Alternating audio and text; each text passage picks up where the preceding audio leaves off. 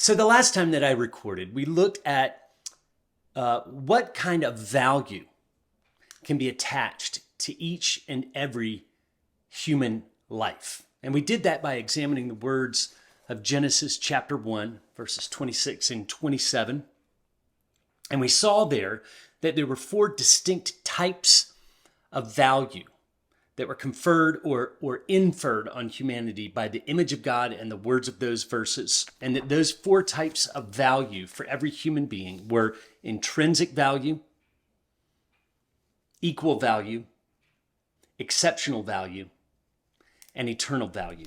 Now, if there's any part of any of those four words that it doesn't necessarily present itself as clear what I mean, what we mean at Passion Life by those types of value, I urge you to go back and look at the previous video for the definitions. I won't get into that in this particular recording. But we looked at the fact that all human beings have those types of value based on that passage of Scripture. And today we're going to go a step further. Today we're going to take that same idea, that same line of reasoning, and we're going to ask ourselves now, what are the implications of human beings, human life, having these types of value because we are created in the image of God? Or in the words of Francis Schaeffer, how should we then live? What does it mean? How does it impact the way we treat each other? How does it impact our relationship with God?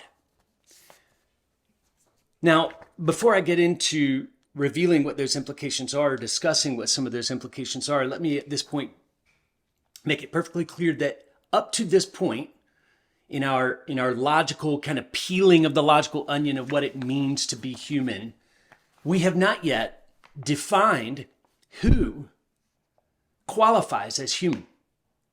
We're going to save that for a later recording. It's actually coming right up on the heels of this one. But up to this point, we have not really given a specific qualification of who exactly it is that qualifies as human. But here's what I want to point out before we get into these implications. We can agree that whoever does qualify as human has value, and that the following in the rest of this recording are implications that exist for each and every person in that set. Whoever is in humanity, these things apply to everyone in that set.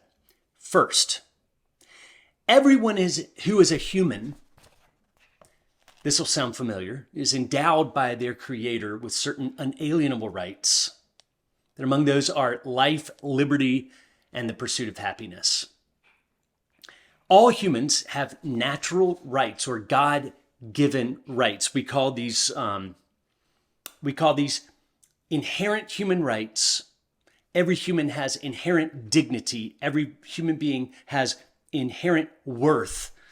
Every human being is worthy of protections simply because the right to life is the one right that all humans have on which all other rights are predicated. It secures the rights of liberty and pursuit of happiness and all other rights. The right to life is chief among human rights. Secondly, we as members of the human race bear a moral responsibility to defend the rights of humanity. So we can acknowledge that the rights of the needy, the poor, the afflicted, the destitute, the vulnerable, these are going to be the first people within the subset of all creatures called human that are going to have their rights denied or are going to have their rights overlooked simply because they can't defend themselves. And that's why the Proverbs tell us this. This is what we're going to read in Proverbs 31, verses 8 and 9. It says, "Open your mouth for the mute, for the rights of all who are destitute. Open your mouth, judge righteously, defend the rights of the poor and needy." So if the poor are human, then we defend the poor. Because as soon as human rights are cast by the wayside for one subset of humans, then greedy, perverse, selfish people are going to rise up, and they're going to look to extend that denial of rights to some other group, and so on and so forth. It's a slippery slope. And so we have a moral obligation as humans to defend human rights, especially where those rights are most likely to be marginalized. Now, you do not have to be a religious person to agree with that. This is not inherent to the Bible that as humans we need to defend human rights. It is a sociologically responsible viewpoint for all humans to have, that if we value our humanity and our human rights, then we as a group of people are obligated to morally defend those rights for other human beings. Now, third, we can see a moral alignment between loving God and loving others. Now, where I am today, it's Martin Luther King Jr. Day. Martin Luther King being, of course, the famous civil rights defender and herald of civil rights. And in 1965, Martin Luther King gave a speech, and this is a quote from that speech. The whole concept of the imago Dei, as it is expressed in Latin, the image of God, is the idea that all men have something within them that God injected. Not that they have substantial unity with God, but that every man has a capacity to have fellowship with God. And this gives him a uniqueness. It gives him worth. It gives him dignity. Now listen to this, and we must never forget this as a nation. There are no gradations in the image of God. Every man, from a treble white to a bass black, is significant on God's keyboard precisely because every man is made in the image of God.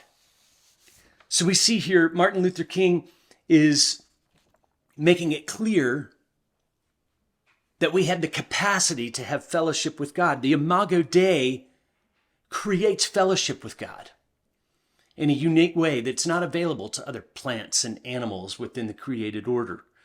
And it gives us fellowship one with another as human beings for the same reason. It ties the way we treat each other to our treatment of God himself. Because if we mistreat our fellow man, then we have injured or insulted the God who made that man in his own image. That's why we read again in Proverbs, this time in Proverbs chapter 14 and verse 31. We read, whoever oppresses a poor man insults his maker, capital M. But he who is generous to the needy honors him, the maker of men. So the way we treat each other has implications on our relationship with God himself. And lastly, the value placed on each human by the imago Dei, that intrinsic value, that equal value, that exceptional value, that eternal value that we discussed in the last recording, that value is the motivating and animating principle for all works of justice and mercy. Anything that we do to help the poor, the needy, the afflicted, the blind, the addicted, the imprisoned, the enslaved, the mentally unsound, the undereducated. For all those within these marginalized or needy communities, the motivating factor for serving them is the fact that we are all the same and that we are created in the image of God. So the image of God separates human beings from all the rest of God's created order, and it has far-reaching implications for how humans relate to God and how humans will relate one to another, because God is our common creator. This is what PassionLife exists to proclaim and herald around the earth. From these basic principles, we go on to draw significant moral conclusions about how we treat human life in all of its forms, including the preborn. We'll go on in this series to make argument for why the preborn qualify as human and why, as they qualify as human, They qualify for all of these human rights. But for now, be it known, this is what we do at Passion Life, and we beckon you in to join us in the ministry that we are on. We're traveling all over the world, making sure that, especially starting with Christians, that the population in any given place where abortion rates are very high, along with gendercide rates and infanticide rates, that population is educated to understand the sociological, philosophical, moral reasonings, and yes, of course, the theological and biblical reasons why we defend human life. So join us by signing up for the Passion Life newsletter. You can find us at passionlife.org.